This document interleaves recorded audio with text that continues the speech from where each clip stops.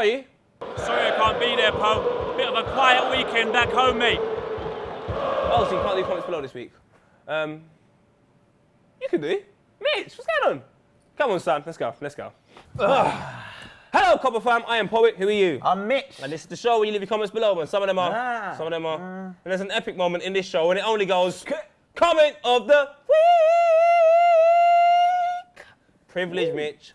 Privilege. Fair enough. Today, we speak about Premier League. Not just the top, we talk about the bottom half as well. Yes, we've got Champions League chat, and also, is the Europa League a burden? We have the PFA Player of the Year. All right, he's not here, but we do speak about it. And we also got a competition, a little five-a-side ticket giveaway. But we're going to go on to the first talking point, which happens to be at the carpet. It is from J. James Dollars, who says, Poet, do you think we should have won against Chelsea? For me, I think we should have won because looking at the stats in the game, we gave Chelsea a hard time. Stats don't mean anything, mate. I'm sorry, J. James Dollars. I've got to be honest with you. In that game, the most clear-cut opportunity fell to Ramirez. Chelsea should have had 2 pens. We had a shout for 1 penalty, but I just think Mourinho knows how to play against Arsenal. We've got a comment here that says, very even game in my opinion. John Terry was man of the match 100%. The guy just went absolutely mad in this game. He was just dominating the box. Nothing could get through. He really assures the defence when you look at John Terry. Ivanovic feels more comfortable next to him. Gary Cahill actually looks like a really good defender next to him. Because I think if you had a different defender alongside Gary Cahill, he'd be pretty average, wouldn't he? Anytime anyone made a mistake, he was there to quick. He had his broom. He was just sweeping all day. Oof. All day. Bed knobs and broomsticks. Now, after the Arsenal game, at the end, because it was quite boring, the Arsenal fans evidently started singing, boring, boring Chelsea, because they are boring. Mourinho feels 10 years without a title. That is actually boring. You're ruining Cesc Fabregas' career. Cesc at Arsenal had the freedom and the license to roam anywhere like he was in Italy. Even at Barcelona, he was playing up front. At Chelsea, he's restricted to this boring football. He wants to play attractive football. That's not going to happen at Chelsea. It's actually interesting you say that because Thierry Henry, former Gunner, legend, has a statue outside the Emirates, said, I'd bench Özil for Fabregas. It breaks my heart to know that I had this title because he was a fantastic footballer. But as a pundit, you make me sick. Fabregas is a better footballer than Özil, let's be honest. He is, and he's won everything. And I keep saying this to people, he's won everything. Özil. There is. No, he hasn't. He's won the World Cup. He has won the Euros. Cesc is better than Özil. Only Henry would say that, innit? A guy from Sky, a pundit. But there was another pundit on Sky this weekend. And do you know who he was? Me! Fan zone! Check this out. Go to the shop, get me a Ribena! Go on, Sanchez! I can feel it! Just shoot someone! Oh my God! I actually have to give it to you. You was actually better than Henry for Sky Sports. Amazing job. Vuj, what did you reckon about the game? All right, bit of Raheem Sterling there. Liverpool fan, what do you expect, to be fair? 0-0, Chelsea, Arsenal. Who cares, man? Chelsea have won the league. Arsenal haven't. We're just worrying about next season. Next season we'll win the league. That's what Man United are probably thinking. Next season we'll win the league. Because yesterday was a disgrace. Matthew, what have you said? You said, how about that 3-0 win for Everton against United? Great day to be a toffee. Well, you're not a toffee, but how did you feel? There's never a great day to be a toffee, first of all. I'm just going to put it out like that.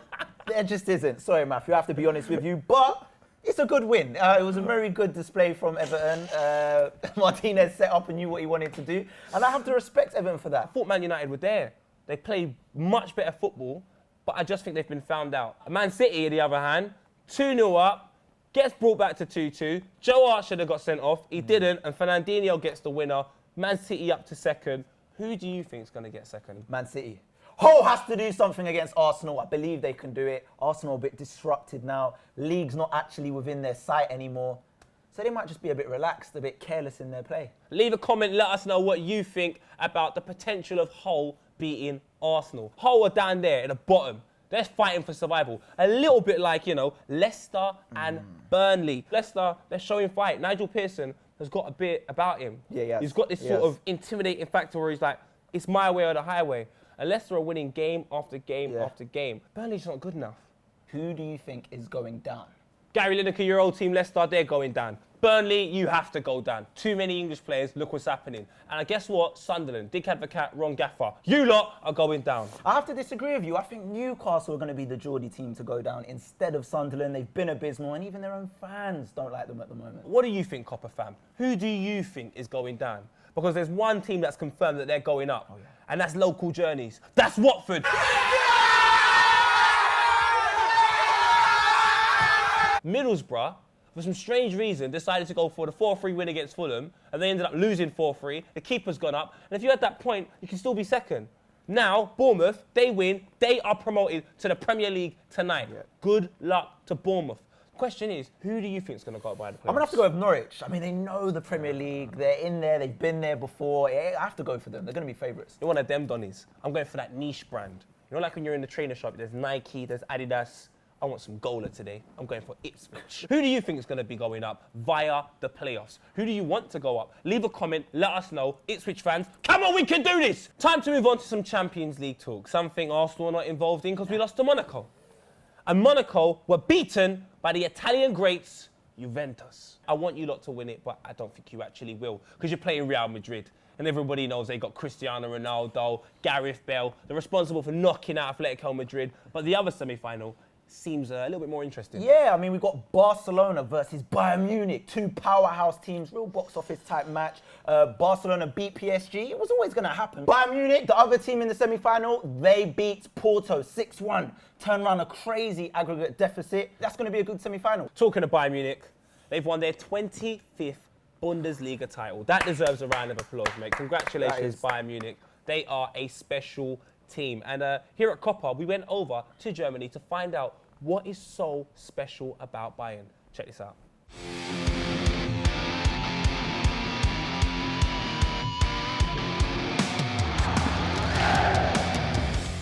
Bayern Munich is one of the best clubs. I think the best club in the world. The full video is on the channel as we speak. Please be sure to check it out after you've watched comments below. Speaking of Europe, Gromit301 has got a decent comment here. He says, do you think Everton's change in form since being outed from the Europa League is proof that the Europa League is more of a burden than reward? Absolutely, Gromit 301. I mean, there's a clear correlation between playing on a Thursday night and on a Sunday. We had to do it. We played Champions League in a Carling Cup final on a Sunday, but we was in Fiorentina, in Italy, on a Thursday. So it obviously has an effect. Everton's been playing well ever since. You're getting the violins out of me. If Arsenal are to beat Aston Villa in the FA Cup final, that should happen, by the way, it should happen, then the top 7 teams in the Premier League will be in Europe. So you kind of rooting for Aston Villa to win the FA Cup 100%. Even more now? Sherwood, finish the job. You owe us as Spurs. We gave you an opportunity. Finish the job, Sherwood. We believe in you. Do you believe the Europa League is a burden? Leave a comment. Let us know if you think it is. Also, who's going to win the Champions League? Because over here we're saying Bayern Munich. No. I have to stop you there. I actually believe it's going to be a first ever El Clasico final, and Real Madrid are going to go on and retain it. All right, Copper fam, there is a professional 5-a-side league starting as of next year. And they're throwing a little event this week, Wednesday and Thursday. Now, Copper Night, you're going to be down there. So that means Poet's going to be down there. Now, for the opportunity for you to be down there, leave a comment under the video. And the hashtag you're going to use is N5L. We'll pick a winner and we shall inform you. And if you want a bit more details, head over to our Twitter and we can tell you a little bit more. Moving on to Player of the Year, announced last night. Joey Barton had this to say on Twitter. He said, Eden Hazard, PFA Player of the Year, and Harry Kane, PFA Young Player. Seems about right. I don't think Hazard should have won it. I'm probably one of the rare few people that think that. I think it should have been Alexis Sanchez. Hazard completed 150 dribbles in the top flight, 51 more than any other player. He's had a hand in 15 goals, 8 goals, 7 assists in his last 17 Premier League appearances. Let's address the young player of the year, who was Harry Kane. Come on! Let's look at the stats. Kane has scored more goals in all competitions than any other Premier League player, 30 goals. The striker has scored 15 league goals in 2015. That's more than 10 clubs have managed. And Copper 90 here have made an incredible piece. An incredible piece on Harry Kane. I wish it was an Arsenal player, but it was Harry Kane. Check this out.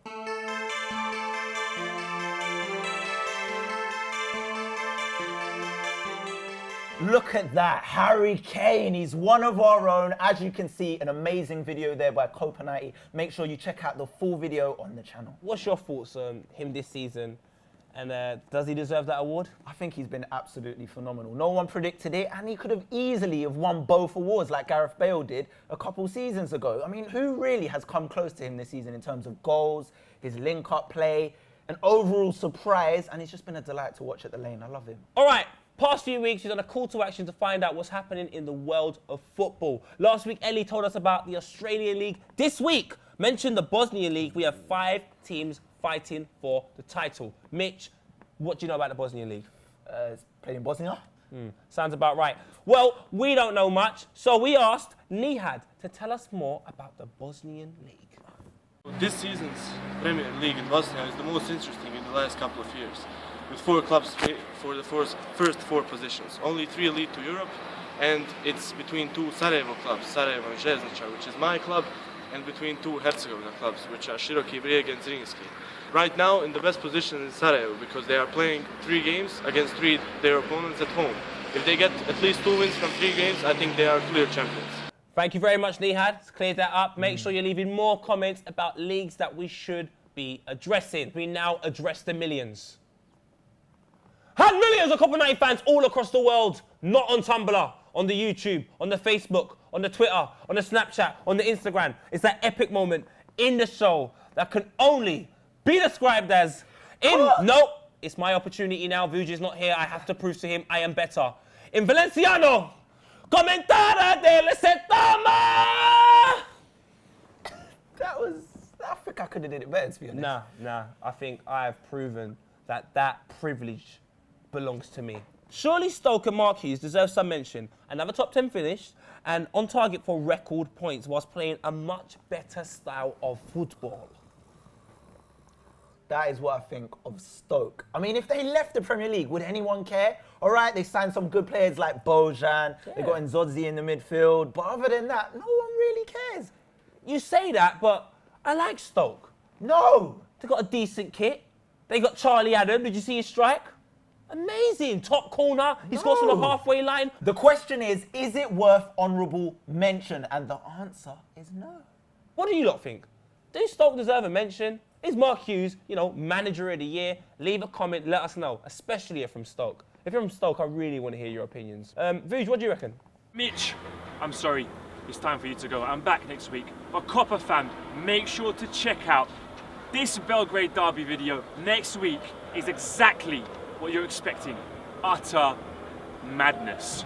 Vuj, glad to see you're still alive. Don't worry, I've kept your chair warm for you. We've come to the end of the show. I want you to leave some comments though. Talk about, is it getting tight at the top? Can Arsenal or Chelsea or even Man United win the league next season? Who's going down?